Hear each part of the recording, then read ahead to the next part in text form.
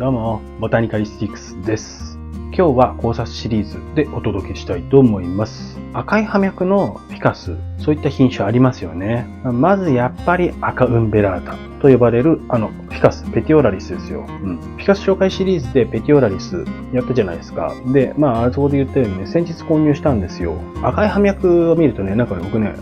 宇宙戦争をちょっと思い出しちゃうんですけど、そういった瞬間があって、一生懸命頭の中でね、それを払拭しようとするんだけどね。それを思い出しちゃうんだけど、その赤い葉脈、これなんでなんだろうって思って、ペティオラリスを紹介するサイトって結構あって、僕もね、結構いろいろ調べるんだけど、確かにね、ペティオラリスは葉脈が赤いですよっていう紹介をしてるんだけど、なんで赤いのかっていうのを紹介してくれるサイトって、どこにもないんだよね。だからこその、この考察シリーズなんだけど、というのはね、なんで赤い葉脈なのっていうのを、今日はやりたいなと思ってるんですよ。よく言われてるのは、強いね、日差しの下では、その赤い葉脈のその赤い部分がその顕著になって、より強く出るという話とかは、そういうのはね、調べるとね、すぐ出てくるんだけど、そのメカニズムについての説明ってあんまりないんだよね。例えば、赤ジソジュースをね、飲ませると。そしたら、こうなるのかなとか、葉脈がね、色が染まってって赤色になるのかなとか。考察シリーズでいろんな品種で、例えばね、これ赤ウンベラータっていうぐらいだから、ウンベラータを持ってきてウンベラータの挿し穂とかを用意して、赤シソジュースとか食紅みたいなのを吸わせるみたいな。その赤い水で育ててみました。そんな実験をしようかなとかね、ちょっとね、思ったりしてたんですよ。そしたら赤ウンベラータ作れるかなみたいな。そんなこともちょっと考えたりとかしたりして、それはいいんだけどね。最近出回ってきている新品種、ベンガレンシスのジョイハートっていう品種もあるじゃないですか。あれも葉脈がやっぱり赤いんですよね。で、あれの場合はその新葉っていうか、しばらく赤い葉脈のままなんですけど、ジョイハートなんかはね、葉脈だけじゃなくて、葉っぱ自体もちょっと赤みがかってるというかね、黄土色というか、そう言われれば葉脈はさておき、葉っぱが赤っぽい品種っていうのがありますよね。フィカスのね。例えばティネケとか、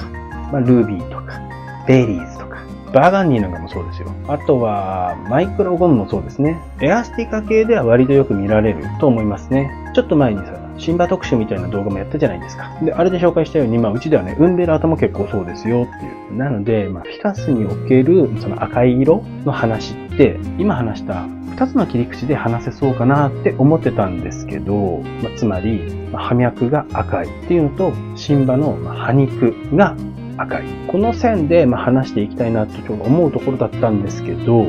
この切り口で話していくとですね、結構ね、すぐね、壁にね、ぶち当たることがね、もう予想されたんで、つまりね、わかんないことが多すぎて、一旦ね、葉肉と葉脈の違いはね、ちょっとね、棚に置いといて、まずは葉っぱの色素についてね、基礎的なところなんだけど、整理するのがいいかなと思ったんですよ。そんなわけで、分けるとしたら、まずはね、色かなって。緑と赤。一つ目は緑色の話。これは葉肉の話なんだけど、葉っぱにある色素として、まず上がるのが葉肉にクロロフィル。葉緑素だね。これは光合成するやつね。葉緑体の中に葉緑素、クロロフィルがあって、赤と青の光を吸収して緑を弾く。なので僕らはそれが緑色に見えているっていう話ね。光を吸収するわけですよ。生きるためのね、光合成ですね。次に赤色の話。これはアントシアニンっていう色素の話なんだけど、ブルーベリーとかね、秋の紅葉とかもそうなんですよ。この色素の仕業なんですよ。これはね、乾燥とか日焼け止め、要するにね、UV、紫外線だよね。紫外線から細胞を守るっていう働きとか、あとは虫除け。垂れたらまずいよっていうサインを送る。そういったもののためにこのアントシアニンがあるって話。この UV、紫外線から身を守る光保護と虫除け、つまり食害に対する防御。この植物のその葉っぱのね、中にアントシアニンっていう色素があることが、本来の目的はどっちなんだっていう議論は、これね、諸説あるみたい。その光保護なのか、食害防御なのか。ただ今回は、ちょっと色の話、要するに光の話だよね。なので、ちょっとね、前者を通って、光の保護、要するに紫外線から身を守るっていう方の働きについて、一応スポットライトを当てて、話していきたいと思うんだけど。なので、ロジックとして大きく育つためにね、クロロフィル、つまり緑ね、緑になっていく必要があるわけ。光合成するためにね、光合成して、糖を作っていくと。それで成長していくからね。クロロフィルがあれば光合成できる。でもそれがないと紫外線で葉っぱがダメになっちゃうんだ。だから生まれたてのまだクロロフィルが育ってない時期は、葉っぱがダメにならないように、光をね、吸収したりね、跳ね返したりとかできるようになるまでは、アントシアニンで赤くなって葉っぱを守ってるというわけ。これが一応、その、新葉が赤いっていうそのメカニズム。一応、そう考えられているということだね。これ聞くとね、なるほど、ジョイハートに当てはめると、なるほど分かりやすいなと思うんだよ。新葉が、葉っぱのね、葉脈も赤いし、葉っぱもちょっと赤みがかって、最初そうだと。で、だんだん緑になっていくと。で、緑になったら、光合成できるよっていう。このプロセスは、ジョイハートに当てはめて考えると、なるほどって思うんだけど、この論理で考えると、ペティオラリスってどうなんだろうってやっぱり思っちゃうよね。あれ別に新葉とか関係ないんじゃないって思うんだよね。っていうのはその新葉はむしろね緑色っぽかったりするからね。ただひたすら葉脈が赤いっていう話。新葉はむしろ赤くなくて大人になって赤いじゃない。そんでしかもそのままずーっと赤いっていう。ペティオラリスって原産がメキシコでバハカリフォルニア半島っていうとこで結構乾燥してて、それで日光もかなりね、日差しがね、強いところらしいんですよ。かなりね、そういったね、厳しい環境らしいんですよ。そんな厳しい環境だから、新葉とかね、関係なく、クロロフィルをね、作るように、なっても、アントシアニンを生成して身を守んなきゃいけないっていうことなんじゃないかな。だから、その、日光が強いと、強い日差しの下では、その赤い葉脈がより際立つよなんて話なんていうのは、納得できるよねっていうところなんだよね。そう考えるとこれ思ったんだけど、ペティオラリスって、葉脈が赤いって言うけど、もしかしてさ、これ、葉っぱも赤いんじゃないってちょっと思ったんですよ。というのは、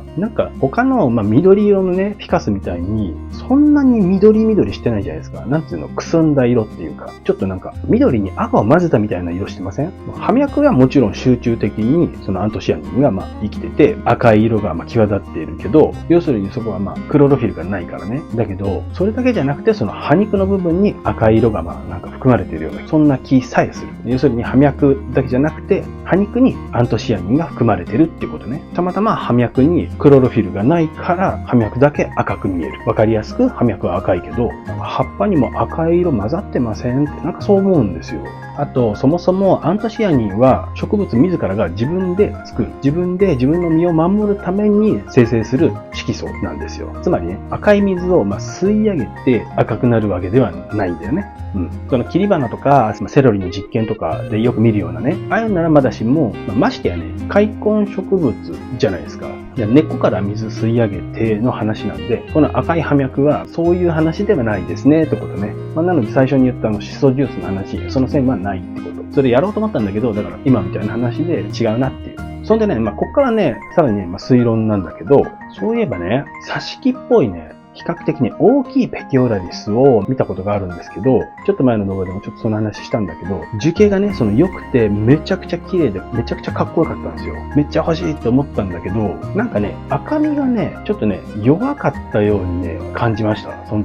時のね、写真とかね、ちょっとね、あるんだけどね、多分ね、すごい膨大な量のデータなんでね、僕のピカソの写真って。で、ちょっとね、見つけられなくて、ここにね、紹介できないんだけど、また見つけたらいつかね、なんかのタイミングでちょっと紹介したいと思うんだけど、それってもしかしてさ、光合成してね、糖を作るわけだけど、成長するために必要だから。だから光合成ってするんだけど、塊根植物、コーデックスのね、その糖。もちろんね、光合成して糖を作るわけなんだけど、そんなにさ、一生懸命クロロフィルが頑張んなくても、もしかしたらさ、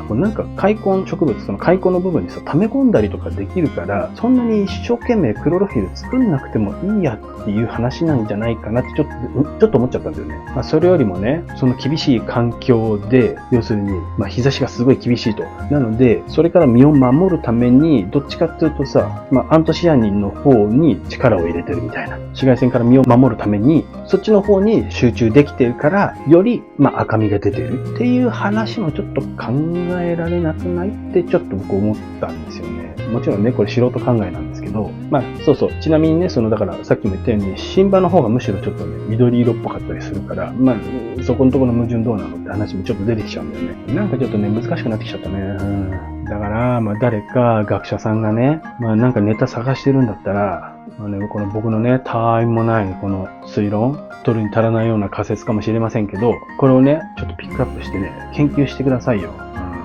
研究してくれたら嬉しいなっていうね、研究してね、明らかにしてってくれたら嬉しいなっていう。まあ、今日はそんな感じですかね。ちょっとね、話が難しくなってきちゃってね。これね、この推論を立てるだけでもね、結構ね、疲れたんですよね。ただね、なんかペティオラリスだけじゃないんですよね。大きくなっても、葉脈が赤いやつって、例えばね、ベルベットも、そんな感じがしますよね。ベルベットなんかはもう、なんていうんだろうな、茎からもうずっとなんか赤っぽいですよね。ああいうのもどうなんだろう。あれ、どこだっけ、原産。ベルベットちょっと学名もちょっと怪しいんだよな。まあその辺もちょっと含めて、今後はまあちょっと調べていきたいなと思います。今日はそんな感じですかね。はい。では今日また。